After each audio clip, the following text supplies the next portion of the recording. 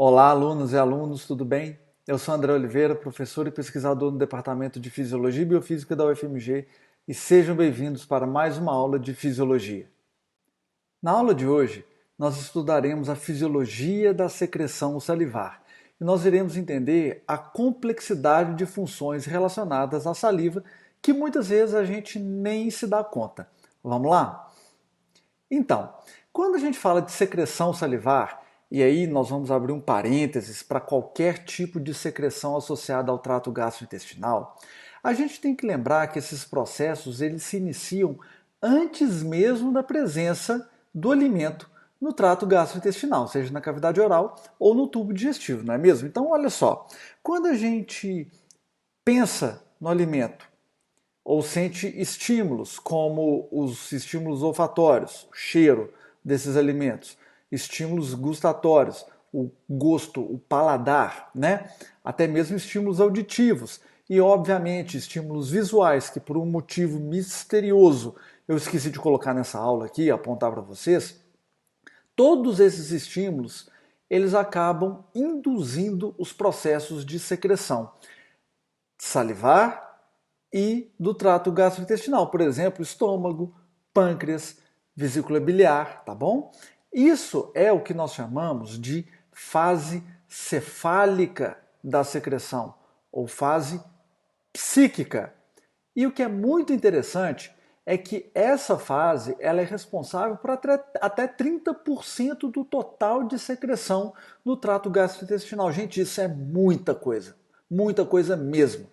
E ela é interessante porque ela é muito regionalizada. Então, por exemplo, você está pensando, sentindo esses estímulos antes do processo de ingerir o alimento propriamente dito, você está induzindo essa secreção desde a cavidade oral até todos os órgãos mais internos. Uma vez que você coloca esse alimento na boca, você continua estimulando a secreção de saliva, mas não mais pela fase psíquica. Só que essa secreção cefálica, ela continua existindo nos órgãos abaixo, que o alimento ainda não chegou ali.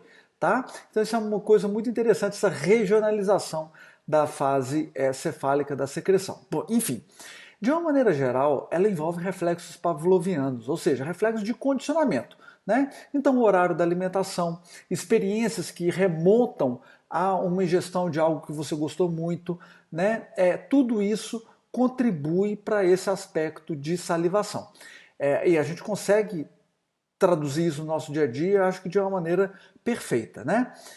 Como eu falei para vocês, essa secreção salivar é óbvio que não é só a fase cefálica, ela também é induzida pela presença do alimento na cavidade oral, né? Por estímulos de gustação, pelo estímulo mecânico, porque lembra, a cavidade oral ela é revestida por mecanorreceptores, quer dizer, ela tem mecanorreceptores no seu revestimento, perdão, tá? E esses mecanorreceptores, quando detecta essa variação de pressão no ato de mastigação, por exemplo, e essa informação chega nos centros de salivação no tronco encefálico, estimulando essa secreção salivar.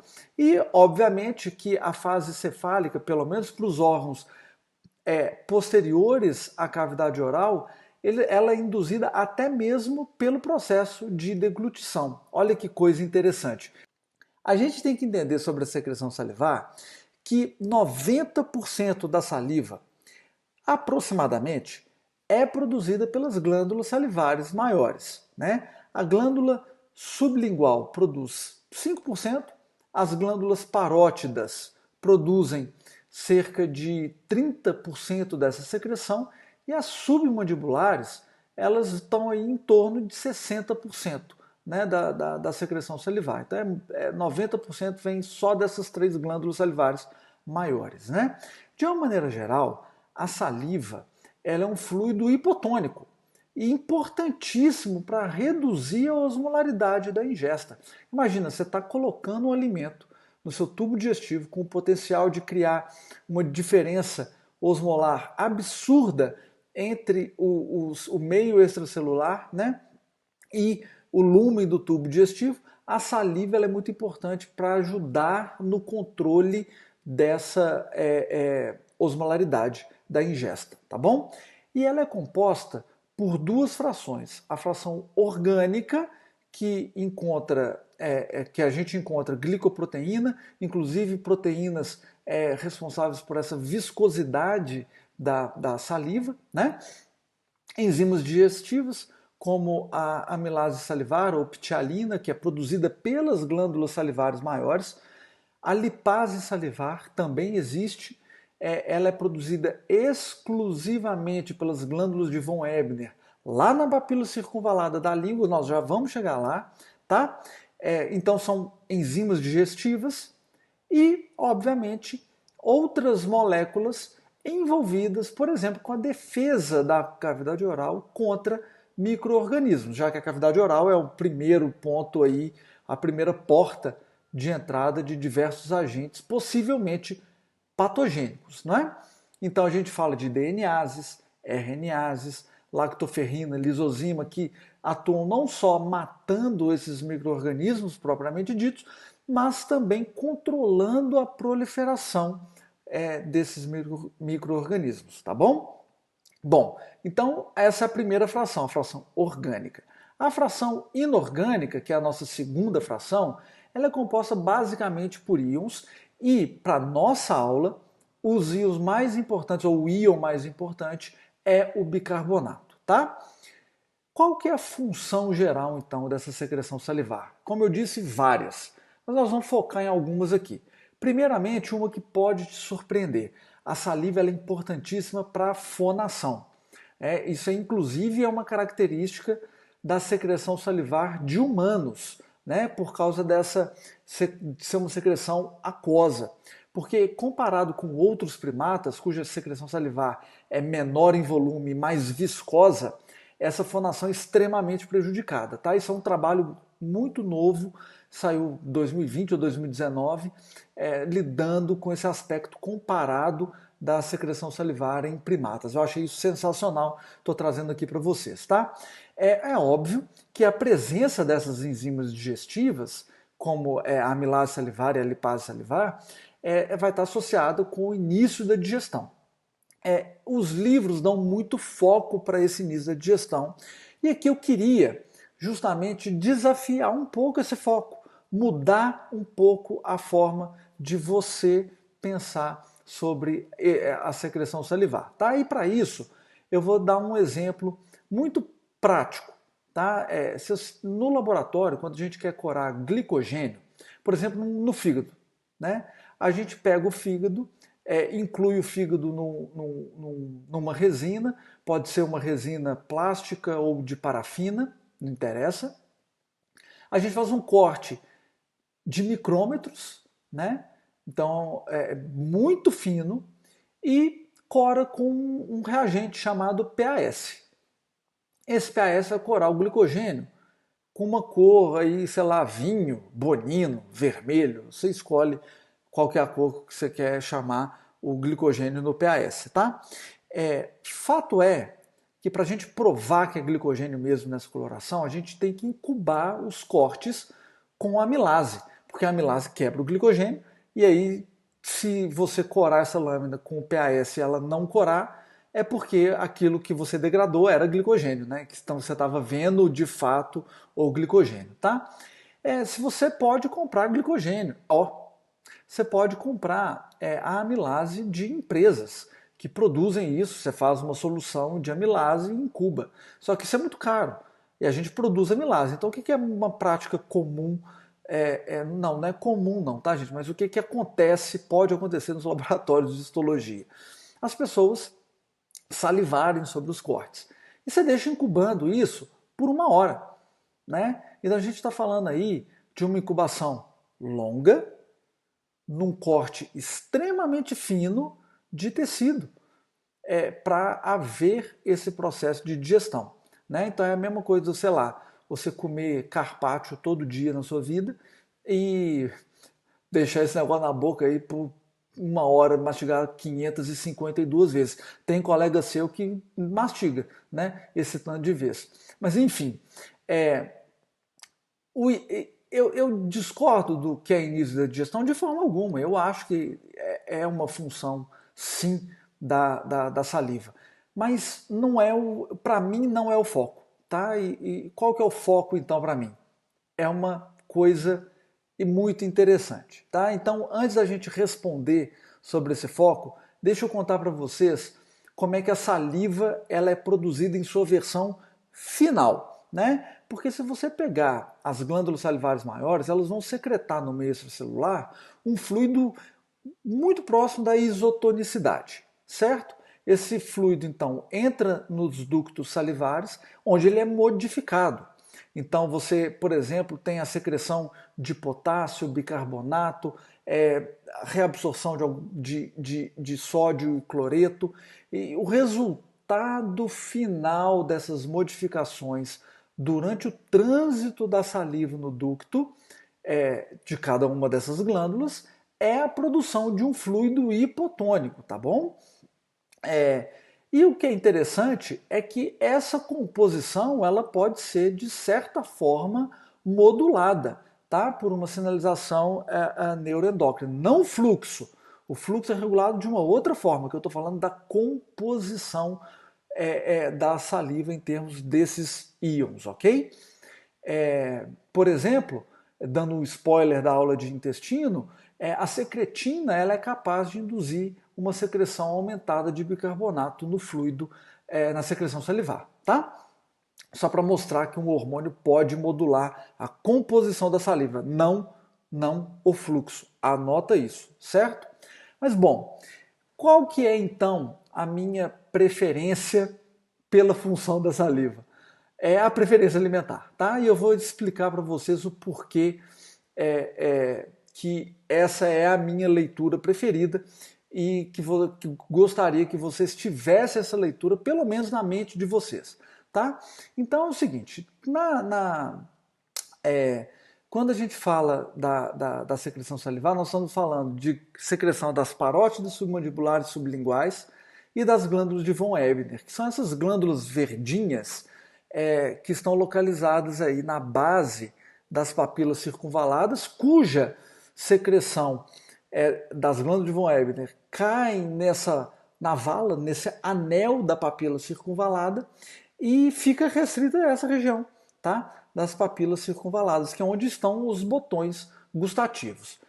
Então, veja bem como que essa região da língua, principalmente a do V lingual, aí no dorso da língua, na região posterior da língua, que é rica nessas papilas circunvaladas, olha como é que isso aqui é muito importante. Porque o nutriente está ali e ele vai entrar nesses anéis das papilas circunvaladas e ali tem botões gustativos. Então essa experiência prazerosa, o paladar e tal, vem principalmente dessa região da língua, né? Agora, olha que coisa que é espetacular essa parte da fisiologia da secreção salivar. Vamos pensar que o nutriente ele é composto por vários tipos de macro, micronutrientes, né? E que a ação dessas enzimas digestivas atua sobre esses nutrientes, né?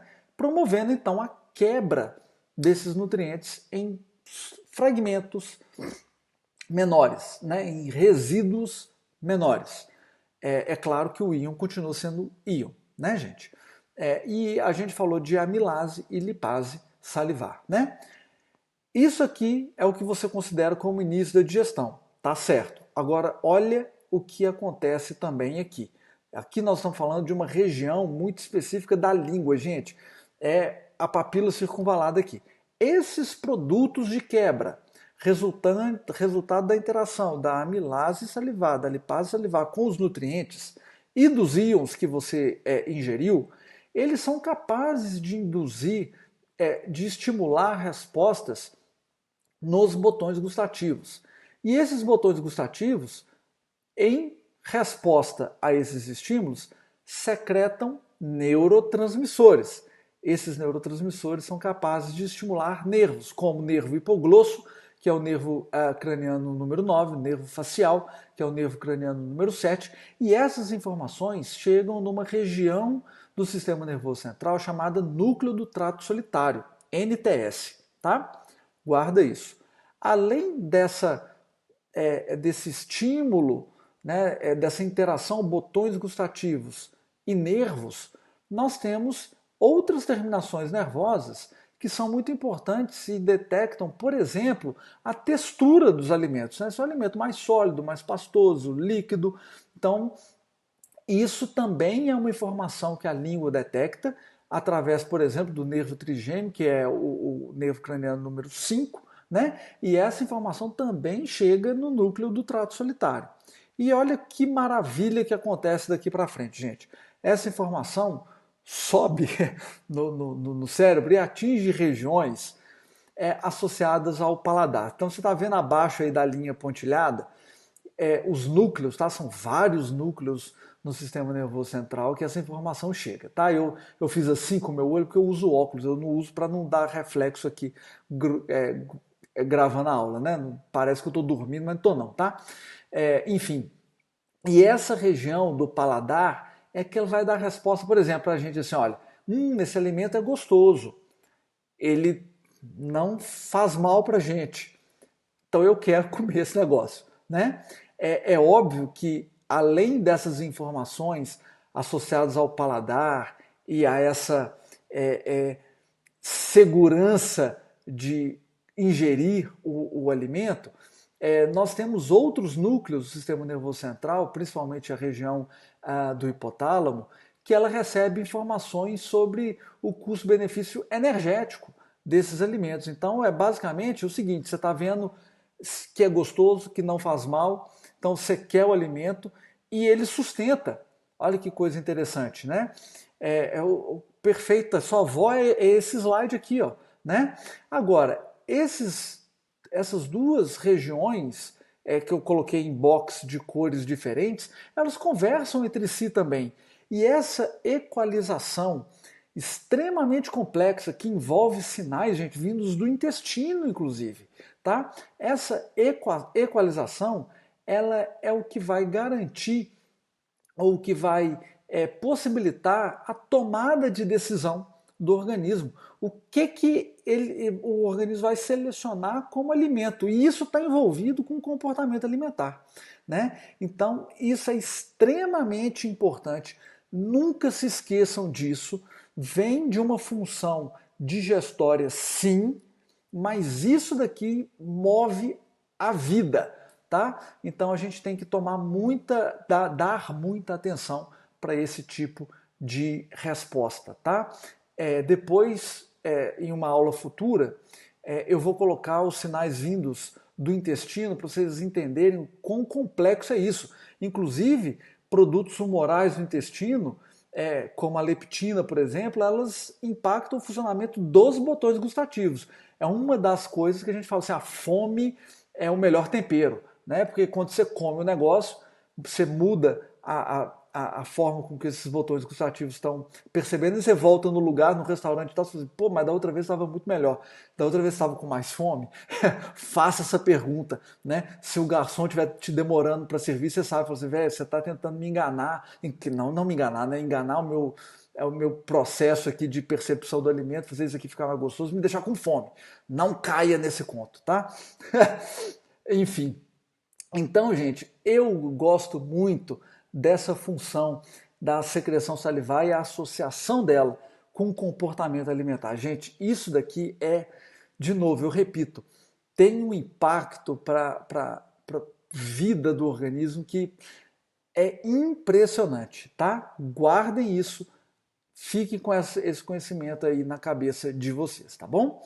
É óbvio que essa secreção salivar que a gente está discutindo o que ela tem, para que ela serve, fazendo leituras diferentes aqui nessa aula, essa secreção salivar ela pode ser regulada.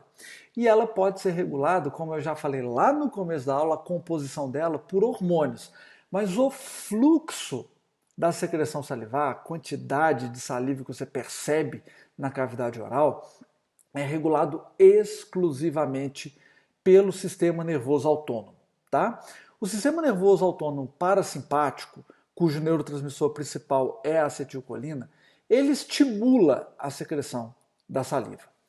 Por outro lado, o sistema nervoso autônomo simpático, cujo neurotransmissor é a noradrenalina ou adrenalina, ele tem uma ação dupla sobre a secreção salivar. Por quê? Primeiro, na fase 1, ele estimula, tá? O sistema nervoso simpático ele é capaz de potencializar a ação da acetilcolina, por exemplo, da acetilcolina que está estimulando uma maior secreção, vem a adrenalina e estimula a contração das células mióides. Então olha que interessante, você está aumentando o fluxo salivar. Só que uma ação mais prolongada dessa adrenalina, noradrenalina, ela vai resultar na vasoconstrição, né, dos vasos sanguíneos que irrigam essas glândulas salivares. E aí, essa vasoconstrição acaba por diminuir o fluxo salivar e torná-lo até um pouco mais viscoso. Então é por isso que você está numa situação de estresse, a primeira coisa que vem é o quê? A sensação de boca seca, né? Você vai apresentar um seminário, você vai fazer uma prova, você, sei lá, precisa de dar uma satisfação que você não estava preparado para aquilo, é submetido a uma situação inesperada, boca seca na hora, né? E para você guardar isso aqui, deixa eu te contar um caso, tá? Esse eu não sei se esse caso é verídico, é quase uma lenda, é um caso, né? Uma historinha aqui. Então, dizem que na China antiga tinha um método muito interessante para a sociedade naquela época saber se alguém tinha de fato cometido um crime ou não. Então você imagina que tinham dois chineses, né? Um acusando o outro de um crime. E aí isso tinha que ser julgado, mas não tinha testemunha. Nessa época a gente não tinha celular, não tinha nada para colocar isso, né? Como é que ia saber então se a pessoa era culpada ou não? Então o juiz ele chegava e falava o seguinte, dava 3 bolinhos de arroz e falava assim, você tem que comer esses bolinhos de arroz nesse determinado tempo, para a pessoa que estava sendo acusada. Se você conseguir, você é inocente. Se você não conseguir, isso prova a sua culpa. Por quê?